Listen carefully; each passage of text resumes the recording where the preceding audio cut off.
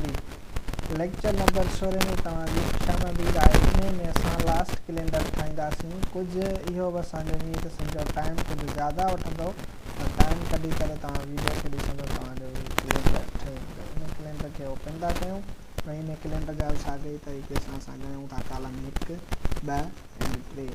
ठीकु आहे। इन जो रो ॻणियूं था त रो ॻणियूं 1, 2, 3, 4, 5, 6, 7, 8, 9, 10, 11, 12, 13, 14, 15, 16, 17, 18, 19, 20, 21, 22, 23, 24, 25, 26, 27, 28, 29, 30, 31, 32, 33 हिन में रोज़ आहे। कॉलम 33 चवंदा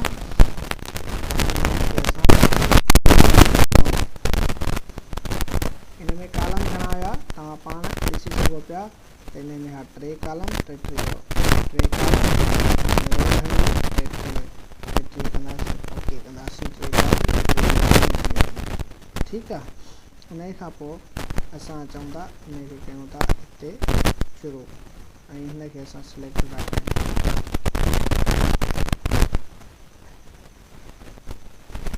ठीकु आहे। इनखे असां छा कंदासीं मर्ज कंदासीं। ठीकु आहे। मर्ज कंदासीं ऐं हिनखे असां डिज़ाइन में वञी ॾिसूं था। डिज़ाइन में इहा डिज़ाइन था ॾियूं। ठीकु आहे। जनरल डिज़ाइन में इहा डिज़ाइन ॾिनीसीं त असांजो टेबल तयारु थी वियो। सिर्फ़ु असांखे छा आहे करिणो, हिते लिखिणो आहे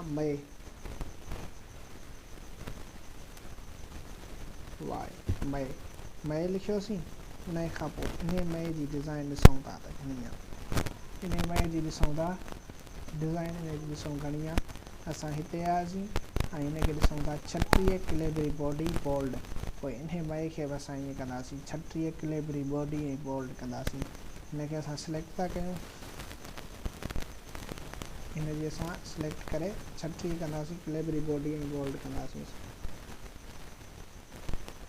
36 तां साइज़ कंदासीं 36 कैलेबरी बॉडी बोल्ड। ठीकु आहे। ॾिसो थी वई। पोइ हिनजो डायरेक्शन असां चेंज कंदासीं।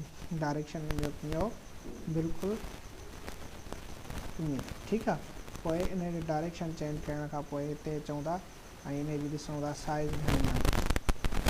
मसलन 0.14 0.8 हिते अचूं था ऐं हिनजी इहा ई था साइज़ रखूं 0.14 0.8 0.14 एंड 0.8।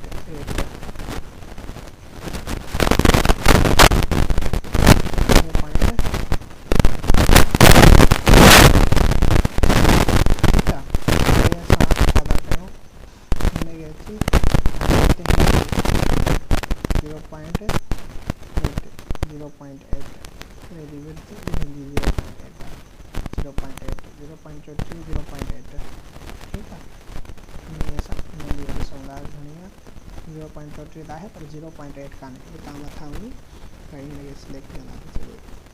सिलेक्ट करे था ॾिसूं सॼे खे सिलेक्ट कयोसि ऐं हाणे हिनखे ॾिसूं था 0.8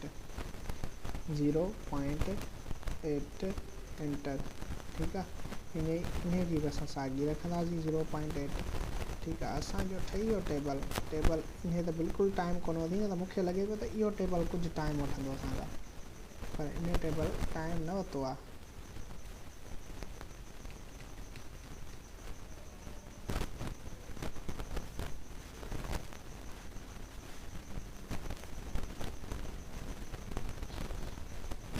इन टेबल असांखां बिल्कुलु टाइम कोन वरितो आहे।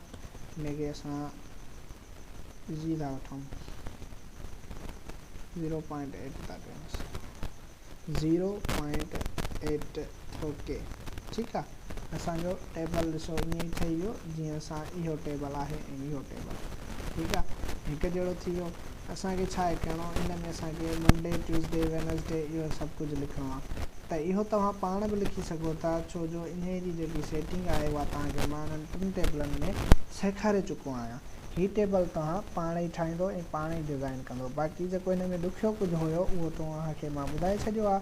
बाक़ी तव्हां हिन में सेटिंग कंदो, इन टेबल खे ॾिसंदो ऐं पोइ वरी उन जहिड़ी बिल्कुलु सेम टू सेम असां हिते डिज़ाइनिंग कई अप्लाई कंदासीं ऐं सभु कुझु असां उन जहिड़ो सेम टू सेम रखंदासीं।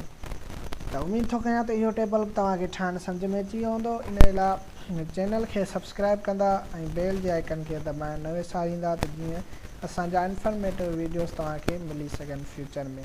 त इंशाल्लाह फ्यूचर में असां ऑनलाइन अर्निंग जे हिसाब सां या असां फ्रीलांसिंग जे हिसाब सां इन यूट्यूब चैनल ते तव्हांखे ॿुधाईंदासीं। त इन लाइ यूट्यूब जे चैनल बेल आइकन खे तव्हां प्रेस करणु न विसारींदा। वीडियो खे लाइक कंदा, कमेंट कंदा, शेयर कंदा। खुदा हाफ़िज़।